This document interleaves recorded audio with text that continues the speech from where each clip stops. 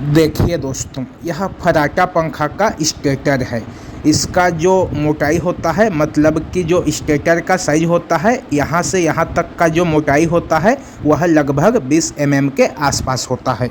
किसी किसी कंपनी के फर्राटा पंखा में यह स्टेटर 25 mm का भी होता है, लेकिन उसमें डाटा जो होता है वह सेम होता है। आपका फर्राटा पंखा चाहे 5 ब्लेड वाला हो या फिर 2 ब्लेड वाला हो, कंपनी उसे 30 और 32 नंबर के एल्यूमिनियम गेज से ही रिवाइंड करके देता है। यह फर्राटा पंखा कॉपर से रिवाइंड नहीं होता है दोस्तों, इसे हमें एल्यूमिनियम गेज से ही रिवाइंड करना होता है। तो आज के इस वीडियो में हम बात करेंगे कि अगर हमारे पास 30 और 32 नंबर का तार न हो तो हम इस फर्राटा पंखा को और कौन कौन से नंबर के तार से रिवाइंड कर सकते हैं। तो देखिए दोस्तों, फर्राटा पंखा का जो स्टेटर होता है उसमें का स्लॉट जो होता है काफ़ी बड़ा बड़ा होता है। इस वजह से उसमें कोई सा भी नंबर का तार जो है आसानी से बैठ जाता है। अब मैं आपको बताता हूं कि इस फर्राटा पंखा के मोटर को हम कौन कौन से नंबर के तार से रिवाइंड कर सकते हैं।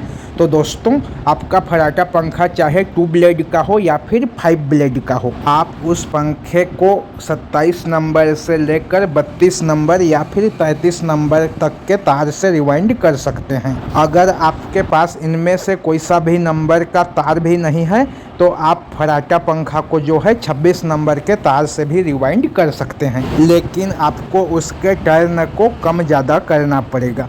अगर आप पतला तार यूज में लेते हैं तो आपको उसके टर्न को बढ़ाना पड़ेगा, और यदि आप मोटा वाला तार यूज में लेते हैं तो आपको उसके टर्न को कम करना पड़ेगा। आप अगर इस पंखे को 29 नंबर, 30 नंबर, 31 नंबर, 32 नंबर और 33 नंबर के तार से रिवाइंड करते हैं तो आप उसमें के टर्न को कम ज़्यादा भी नहीं करेंगे, उतना ही टर्न डाल देंगे तो भी इसके स्लॉट में जो है आसानी से वह क्वाल बैठ जाएगा।